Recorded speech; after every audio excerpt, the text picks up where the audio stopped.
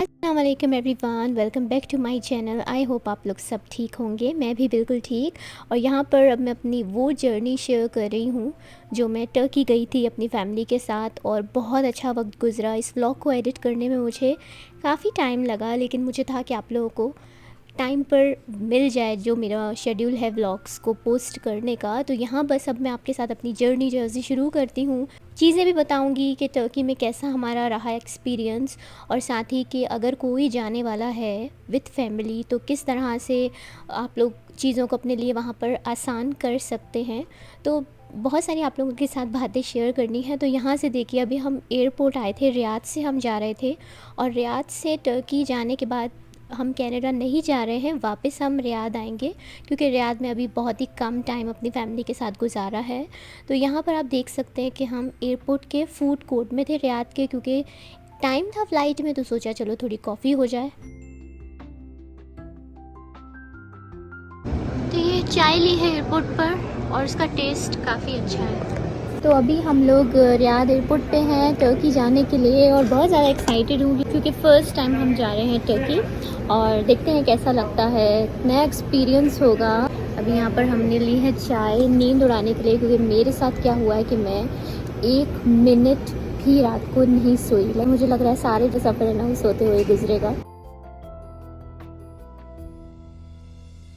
So we have a little, I don't know what it's called, but It's a life jacket.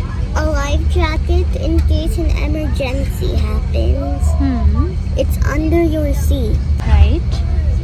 and then they have to go in the water and they have to go in here, this thing, and then they just put a blanket. Canada में रहने से लंबी flights की इतनी आदत हो चुकी है कि ये रियाद से इस्तांबुल का जो रास्ता है वो 3.25 घंटे का था, जो बहुत छोटा लग रहा था। और मैंने मूवी देखी सुई धागा, जो मुझे लगता है घर में मूवी नहीं अच्छी लगती ना, वो प्लेन में देखने में अलग ही मज़ा आता है, क्योंकि आपके पास कुछ करने को होता नहीं है। استعدادا للأدب وملحقاتها في وضعها الأساسي وستائر النوافذ مفتوحة. يحظر قانون الطيران الموجود في دورات مياه الطائرة. Lift the upper piece of the metal fitting on until advised to remove it. To prey upon traveling.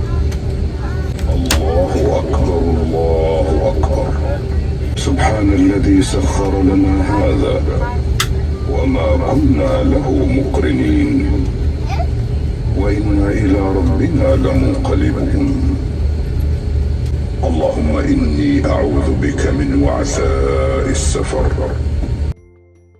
यहाँ पर बस प्लेन जो है वो टेक ऑफ हो गया था, और एक दफ़ा प्लेन टेक ऑफ हो जाए ना तो थोड़ा रिलैक्स हो जाता है माइंड, क्योंकि जो एयरपोर्ट का टाइम होता है ना, वेटिंग टाइम फिर बोर्डिंग, ये बड़ा टायरिंग होता है। और बस एक दफ़ा बस उड़ जाओ तो लगता है कि बस अब मंजिल जो है वो आ ही जाएगी इंशाल्लाह। और यहाँ पर जो हमें फूड सर्व किया गया था वो डिफरेंट था। बच्चों के लिए पिज़्ज़ा था इस बार, तो हना ने पिज़्ज़ा एंजॉय किया, और हमें वही जो रेगुलर मोस्टली होता है ना, चिकन और आलू यहाँ पर दिए थे।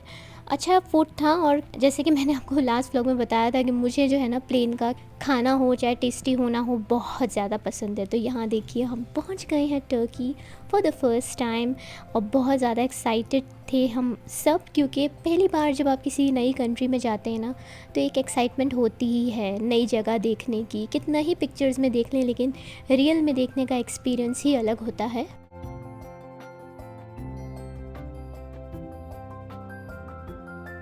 तो यहाँ पर बस अब हम जा रहे थे पासपोर्ट कंट्रोल की तरफ, और एयरपोर्ट बिज़ी नहीं था जिस वक्त हमारी फ़्लाइट पहुँची है। हालांकि मैं एक्सपेक्ट करी थी कि बहुत बिज़ी होगा, जितने लोग यहाँ पर घूमने फिरने आते हैं, लेकिन बिल्कुल भी रश नहीं था, तो आराम से सब कुछ हो गया था। और इनका एयरपोर्ट मुझे बहुत पसंद आया। मतलब जब आप फ़र्स्ट टाइम कोई चीज़ देखते हैं ना तो आप हर चीज़ नोटिस करते हैं, तो बहुत ही अच्छा लगा, अच्छा एक्सपीरियंस था। करेंसी जो है, जैसे कि आप लोग जानते हैं, यहाँ टर्किश लीरा चलता है और यूरोस भी चलते हैं, तो आपके ऊपर है कि आप क्या करेंसी लेकर आएँ। मुझे लगता है कि जैसे लोकल्स होते हैं ना, जैसे अगर आपको टैक्सी ड्राइवर को पे करना है तो इस तरह के लिए टर्किश लीरा ठीक रहते हैं। और मार्केट्स में आपको जो टैग्स होते हैं, प्राइस टैग, वो ज़्यादा यूरोज़ में नज़र आएंगे। तो करेंसी के लिए यही कहूँगी कि हमेशा अपने जो भी कंट्री में आप रहते हैं ना वहाँ से लेकर आइए, तो आपके लिए वो ज़्यादा ईजी रहेगा। तो यहाँ पर हम जो सर्विस यूज़ कर रहे हैं होटल जाने के लिए, वो होटल की तरफ से ही पिकअप था। आप अगर चाहें तो वहाँ पर बहुत ज़्यादा आपको टैक्सी वगैरह मिल जाती हैं, लेकिन अगर मैं आपके साथ एक बहुत ही ज़रूरी चीज़ शेयर करूँ ना, जो मुझे लगता है कि हर किसी को पता होना चाहिए टर्की आने से पहले, कि यहाँ टैक्सी सर्विस बहुत ज़्यादा एक्सपेंसिव है। अगर आप लोग चाहें तो पब्लिक ट्रांसपोर्ट का इस्तेमाल भी कर सकते हैं, लेकिन अक्सर ऐसा होता है कि बच्चों के साथ डिफ़िकल्ट हो जाता है पब्लिक ट्रांसपोर्टेशन यूज़ करना। तो एक ऐप है जो हमने यूज़ की और मैं आप लोगों के साथ शेयर करूँगी ताकि कोई जाए तो उससे हेल्प हो सके। उसका नाम है बाईटैक्सी, BITAKSI। उसका जो स्क्रीनशॉट है मैं साइड में कहीं आपको दे दूँगी ताकि आपको हेल्प हो सके उसे इंस्टॉल करने में। उससे बड़ी आसानी होती है, आपकी लोकेशन को वो पिकअप करता है और जहाँ आपको जाना हो वो डेस्टिनेशन आप एंटर करते हैं तो वो आपको कितना किलोमीटर्स डिस्टेंस है, कितने पैसे लगेंगे, ये सब कुछ बताता है। और उस पर एक ऑप्शन होता है कि आपको मीटर पर टैक्सी अगर सेट करनी है तो वो ठीक रहता है, क्योंकि ड्राइवर आपको ओवर चार्ज नहीं करते। तो यहाँ पर हमारा स्टे था मैरिट होटल में और बहुत ही अच्छा एक्सपीरियंस रहा, क्योंकि जब आप किसी होटल में रहते हैं ना तो वहाँ की क्लीनलीनेस और कैसा सब कुछ माहौल है ये मैटर करता है। तो रूम हमारा काफ़ी अच्छा था, व्यू विंडो से आप देख सकते हैं कि कितना ज़बरदस्त था। वॉशरूम काफ़ी क्लीन थे और काफ़ी स्पेशियस थे, तो बहुत ही अच्छा होटल में हमारा एक्सपीरियंस रहा। और कहीं जाएं तो बहुत ज़्यादा ज़रूरी है कि होटल के रिव्यूज़ बहुत ज़्यादा पढ़ें, क्योंकि अगर होटल अच्छा साफ़ सुथरा ना होना तो फिर बहुत ज़्यादा स्टे जो है वो डिफ़िकल्ट हो जाता है, और वो भी किसी ऐसी कंट्री में जो नई हो, जहाँ आपको पहले से कुछ जहाँ के बारे में इतना पता ना हो। तो थोड़ी देर रेस्ट करने के बाद फिर हमने सोचा अब जाते हैं बाहर डिनर के लिए। तो ये हमारे होटल से करीब ही था एक रेस्टोरेंट जहाँ पर हम आए और पहली बार हमने यहाँ पर टर्किश फूड जो है उसे इंजॉय किया। और क्या मैं आपको बताऊँ कि कितना मज़ेदार फूड था। हमेशा सुना था कि टर्की का फूड बहुत ज़्यादा डिलीशियस होता है, इनकी डिफरेंट चीज़ें अब एक्सपीरियंस करने का मौका मिला। एक चीज़ जो मैंने यहाँ पर नोटिस की ना, और जो मुझे लगता है कि हर जगह होनी चाहिए, इखलाक की कमी तो इस मुल्क में मुझे लगता है ही नहीं, क्योंकि हमारा जिससे भी वास्ता पड़ा, चाहे वो रेस्टोरेंट में काम करने वाले हों या कहीं पर भी कोई शॉपकीपर हो, वो जितने अच्छे से आपको वेलकम करते हैं, जितने अच्छे से आपको रेस्टोरेंट्स वगैरह में सर्व करते हैं ना, वो मैंने कहीं नहीं देखा। तो जब हम इस रेस्टोरेंट में पहुँचे ना, तो मेन्यू जो इनका था वो सब टर्किश लैंग्वेज में लिखा हुआ था, बट वो अच्छे से आपको हेल्प आउट करते हैं। जो आपको चाहिए आप उनको इशारों में समझा सकते हैं, क्योंकि यहाँ लैंग्वेज का बहुत बड़ा इशू है। लेकिन आप अगर गूगल ट्रांसलेटर की हेल्प लेना तो अच्छे से आप एक दूसरे को समझा सकते हैं, क्योंकि हमारा जो एक्सपीरियंस रहा है यहाँ पर बहुत ही रेयर ऐसा था कि जो लोकल्स हैं उन्हें इंग्लिश समझ आती हो। तो अगर आप जाएं तो लैंग्वेज के लिए प्रिपेयर होकर जाएं। अच्छा है कि कुछ वर्ड सीख लें, वरना गूगल ट्रांसलेटर जो है आपको हर कदम पर काम आएगा, जिसके लिए इंटरनेट होना बहुत ज़्यादा ज़रूरी है। तो यहाँ पर है सुबह का टाइम, थकान हमारी उतर चुकी थी। ये क्लिप्स मैंने लिए थे, आई थिंक ये नेक्स्ट डे की मॉर्निंग थी, और मैंने सोचा आप लोगों के साथ ब्रेकफास्ट जो है उससे शेयर करती हूँ। मैंने जितने क्लिप्स मुझसे हो सके वो लिए, बहुत सारी चीज़ें मैं नहीं भी कवर कर सकी, और मैंने सोचा आपको वैरायटी दिखाऊँ। देखिए ज़रा कितनी बड़ी वैरायटी इनकी थी, डिफरेंट किस्म के बटर, डिफरेंट किस्म के सीरियल्स, इतने सारे तो सॉसेस थे जो मुझे ख़ुद नहीं समझ आ रहे थे कि इतना सुबह कैसे कोई खा सकता है। लेकिन शायद यहाँ पर इसी तरह लोग जो है वो डिफरेंट चीज़ें ब्रेकफास्ट में लेते हों। और यहाँ आप देख सकते हैं मिल्क भी एक नहीं कई किस्म के रखे हुए थे उन्होंने, डिफरेंट फ्लेवर्स के। यहाँ पर अब आप देख सकते हैं कि ब्रेड की वैरायटी बहुत बड़ी थी इनकी, साथ ही कप केक्स, बच्चों के लिए कुकीज़ और प्रेट्ज़ल्स, और बहुत ही बड़ी वैरायटी थी। और होता क्या है कि जब आप इतनी अच्छी अच्छी चीज़ें देखते हैं ना, कलरफुल फूड, तो दिल चाहता है सब कुछ खाओ। इंसान का क्या है कि दो निवाले ही अगर कोई भी चीज़ खा लेना तो पेट भर जाता है। और यहाँ आप देख सकते हैं पिकल्स की कितनी बड़ी वैरायटी थी, डिफरेंट किस्म के सैलड्स थे, वेजिटेबल्स थे, कुछ लोग जैसे फ्रेश लेते हैं, ग्रीन्स जो होते हैं सुबह ही सुबह आप ले तो बहुत हेल्दी होता है, तो वो सब कुछ इन्होंने रखा हुआ था। ऑरेंज जूस, फ्रेश वाटर, हर चीज़ थी अल्हम्दुलिल्लाह। पहले क्या होता था कि हना जो थी वो छोटी थी तो इतना ज़्यादा वो समझती नहीं थी चीज़ों को, लेकिन जैसे उसकी एज जो है माशाल्लाह से शी इज़ 8 years old, और उसको अब शौक़ आ रहा है, उसको थोड़ा सा मतलब क्यूरियोसिटी होती है ना बच्चों में, नई जगह के बारे में जानना, वो हिस्ट्री पढ़ती है, उसको जानने का काफ़ी शौक़ हो गया है कि यहाँ क्या हुआ था, या ये क्यों बना था, ये ऐसा क्यों है, ये कौन सी लैंग्वेज है। तो वो एक बहुत अलग एक्सपीरियंस जाता है। और ये वो एक्सपीरियंसेस होते हैं ना आपके छोटे बच्चों के साथ, जब आप कहीं भी ट्रैवल करते हैं आप पूरी ज़िंदगी नहीं भूलते हैं। वो लाइफ टाइम उसके लिए एक्सपीरियंस बन गया। जब वो बड़ी होगी तो उसको ये चीज़ें याद रहेंगी। और साथ ही आगे फिर डिफरेंट डेज़ के मैंने क्लिप्स जो हैं वो शूट किया आप लोगों के लिए, ताकि आप लोग देख सकें कि कहाँ कहाँ मेरा जाना हुआ। बहुत सारी ऐसी प्लेसेस थी जहाँ मैं शूटिंग नहीं कर पाई बहुत ज़्यादा। आपको ख़ुद भी इंजॉय करना होता है, व्लॉग बनाना आसान नहीं होता। तो यहाँ पर बहुत सारा मैंने ले लिया है, पता नहीं खाया जाएगा या नहीं, लेकिन सब बहुत टेस्टी लग रहा है। यहाँ पर बहुत ज़्यादा वैरायटी है।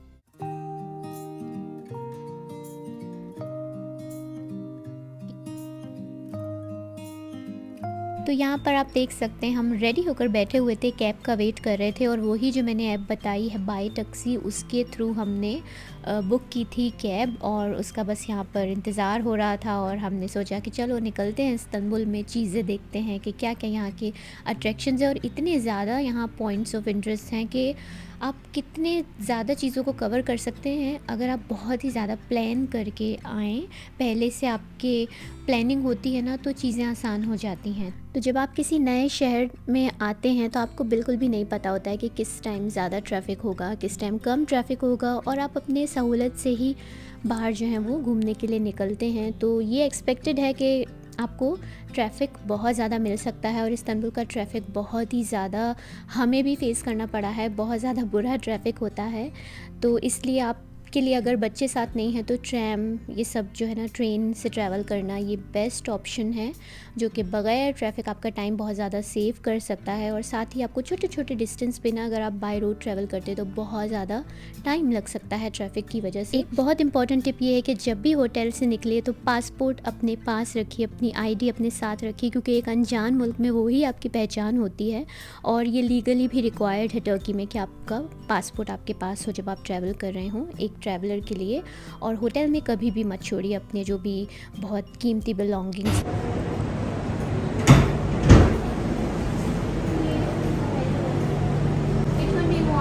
थिंक स्मॉल कौन है? Kids. This is kids time, so scoop of ice cream यही वाले। हाय,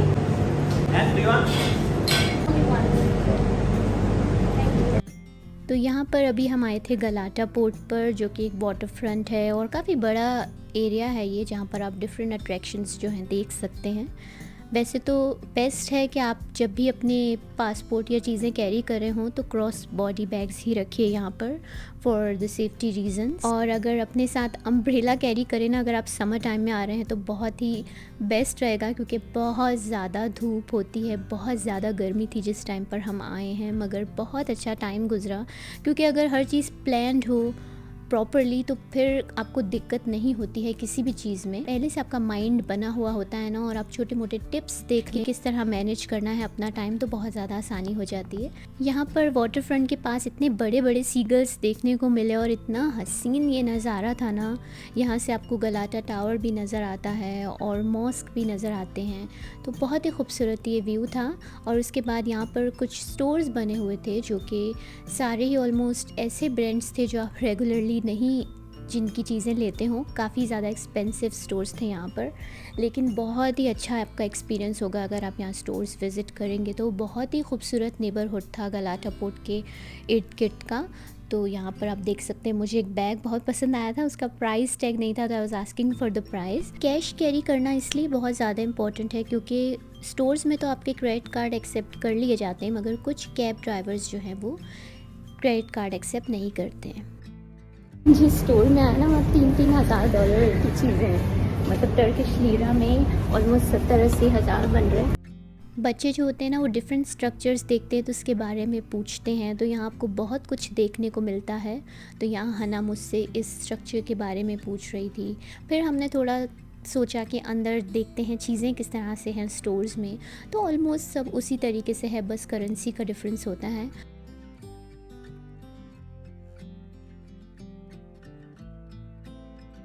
कि हम यहाँ गलाटा पोर्ट में ही हैं और ऊपर आए हैं मार्क्स एंड स्पेंसर पर। व्यू कितना प्यारा है, बहुत ही हसीन जगह है। अगर आप लोग कभी भी टर्की आए तो इस गलाटा फोर्ट पे आना तो मस्ट है, इतनी खूबसूरत मार्केट बनी हुई है। हाँ, हम समर में आए हैं तो मौसम काफ़ी हार्श है।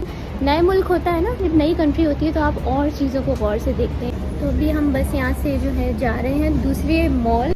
तो यहाँ पर अब हमने सोचा कि चलो मॉल चलते हैं, देखते हैं यहाँ पर मॉल्स कैसे हैं, तो मॉल्स देखने के लिए निकल गए थे। अच्छा, एक और चीज़, बहुत सारे लोग जो हैं उनको फ़ियर होता है डॉग्स से, कैट्स से। तो यहाँ पर बहुत आपको free roaming cats and dogs नज़र आएंगे, तो उनसे डरने की बिल्कुल भी ज़रूरत नहीं है। आपको अगर डॉग्स नज़र आते हैं तो जस्ट इग्नोर देम। अगर आप पैनिक करेंगे तो ठीक नहीं होता है, तो बस इग्नोर कीजिए और इन्जॉय कीजिए अपना सिटी में घूमना फिरना। मॉल्स में कुछ ब्रांड्स ऐसे थे जो कि आप अवेयर हैं जिन ब्रांड्स से, लेकिन कुछ ऐसे भी नाम थे स्टोर्स के जो बिल्कुल भी मैं नहीं जानती थी, तो काफ़ी अच्छा एक्सपीरियंस रहा। तो यहाँ पर हम आए थे उन 2 हसीन मस्जिदों को देखने जो बहुत ज़्यादा फेमस हैं, हर टूरिस्ट यहाँ पर ज़रूर आता है, हाया सोफिया और सुल्तान अहमद मॉस्क देखने के लिए। तो ये हम अभी ब्लू मॉस्क में हैं और यहाँ पर ये मस्जिद की बाउंड्री है और इस बाउंड्री के दूसरी तरफ अभी उसी तरफ हम जा रहे हैं और हवा बहुत ठंडी है ना, बहुत अच्छी हवा हो गई। सुल्तान अहमद मॉस्क जो है उसे ब्लू मॉस्क मोस्टली नाम से पुकारा जाता है, लेकिन मुझे इस बारे में नहीं पता था कि सिर्फ जो टूरिस्ट होते हैं वो इसे ब्लू मॉस्क के नाम से पुकारते हैं। उसका रीज़न ये है कि जो अंदर डोम है उसमें जो टाइल्स का काम है हैंडमेड, वो सब ब्लू कलर में है, तो उस वजह से। लेकिन जो लोकल्स हैं टर्क्स यहाँ पर, वो कभी भी इसको ब्लू मॉस्क के नाम से नहीं पुकारते हैं, वो इसे कहते हैं सुल्तान अहमद जामी। जामी मानी मॉस्क, जिसकी स्पेलिंग CAMII करके आप पढ़ेंगे उसे जामी कहा जाता है, यानी मॉस्क। तो ये एंट्रेंस से जब हम एंटर हुए तो जिस टाइम पर हमने विज़िट किया था वो कोई नमाज का टाइम उस वक्त नहीं था। नमाज के टाइम यहाँ पर नॉन मुस्लिम्स जो हैं उन्हें नहीं अलाउ किया जाता है। तो आप देख सकते हैं कि क्या नज़ारा था, क्या खूबसूरती से इस मस्जिद को बनाया गया है, मतलब ब्रेथ टेकिंग व्यूज़ थे और जो कलर्स थे, बस मैं आपको बता नहीं सकती कि कितनी खूबसूरत ये मस्जिद बनी हुई है। और अगर आप इस्तांबुल आएँ और इस मस्जिद को ना देखें तो मुझे लगता है जैसे कि जो आपका वहाँ जाना है वो पूरा ही मुकम्मल नहीं होता है। तो यहाँ पर रश इतना नहीं था, देखने में लगता है कि काफ़ी ज़्यादा रश होगा, लेकिन इतना रश नहीं होता है। यहाँ पर आकर बस यही कहूँगी कि अगर बच्चों के साथ है तो अच्छे से उनको पकड़ के रखिए, क्योंकि बहुत बड़ा एरिया है, यहाँ पर खोने का डर होता है। और अंदर आप देख सकते हैं कि कितनी खूबसूरती से इस मस्जिद के अंदर जो है वो काम किया गया है, मतलब जो इसके टाइल्स हैं, विंडोज़ हैं, इन सब पे हाथ से बनाई हुई चीज़ों का इस्तेमाल है। और जो ब्लू आप देखेंगे अंदर डोम वगैरह है, इन सब की वजह से जो टूरिस्ट हैं उन्होंने इसको ब्लू मॉस्क का नाम दिया है।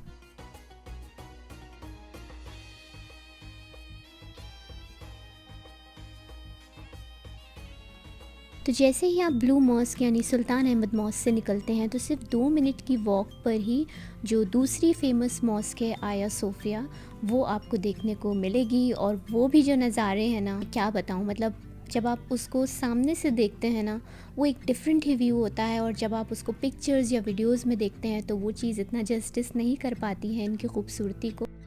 डॉग्स सो रहे हैं यहाँ पर। दोनों मस्जिदों के बीच में एक बहुत ही बड़ा खूबसूरत सा पार्क बना हुआ है, जैसे कहते हैं सुल्तान अहमद पार्क। यहाँ पर जो है सारे सोवेनियर्स मिल रहे हैं, ये देखिए। हाँ, ये देखिए क्रिश्चियन, ये सब क्रिश्चियंस के अंडर था सब, इसलिए आपको ये सब तस्वीरें नज़र आ रही हैं। और यहाँ पर ये कुछ गाइड्स हैं लोगों के लिए। इसलिए ये स्ट्रक्चर है ना, हाँ, ये चर्च के स्ट्रक्चर है, ये मॉस्क के स्ट्रक्चर है ना। Do you want anything from here? So this is Galata Tower. तेज बारिश शुरू हो गई है।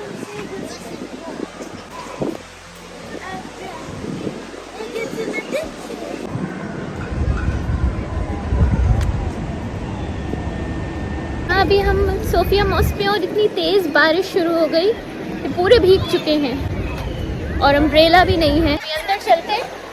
तो यहाँ पर अब हम आए हैं आया सोफिया मॉस्क के अंदर। और आया सोफिया मॉस्क इतनी हसीन मस्जिद है, अंदर से आप देख सकते हैं। ये पहले जो है ना, ये मस्जिद दुनिया का 2nd लार्जेस्ट चर्च हुआ करता था।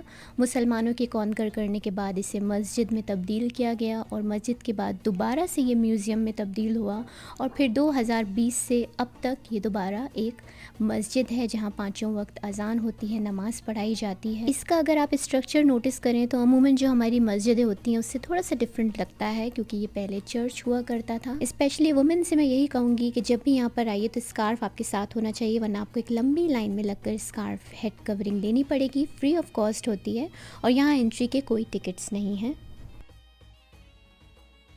ये देखिए रेनबो आया है बारिश के बाद, कितना खूबसूरत लग रहा है। रेनबो है ना डीप कलर्स में, और दो है, एक के ऊपर एक है। अभी हम मस्जिद से निकल गए और अभी हम हना के लिए वो जो आइसक्रीम गेम मशहूर है टर्की का वो ढूंढ रहे हैं, तो होपफुली वो मिल जाए, क्योंकि हना को टर्की आकर सिर्फ वही करने का शौक था। तो अभी देखते हैं मिला तो आपको दिखाते हैं।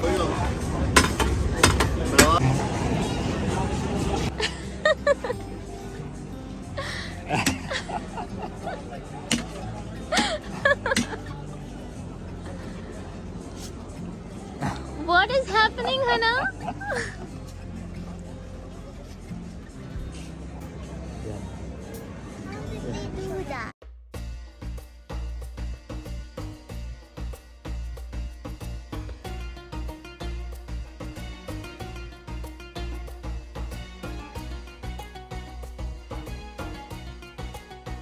टर्किश डिलाइट्स है, देखिए पूरे सेट की it's 1625 lira. Hello, good good, bye.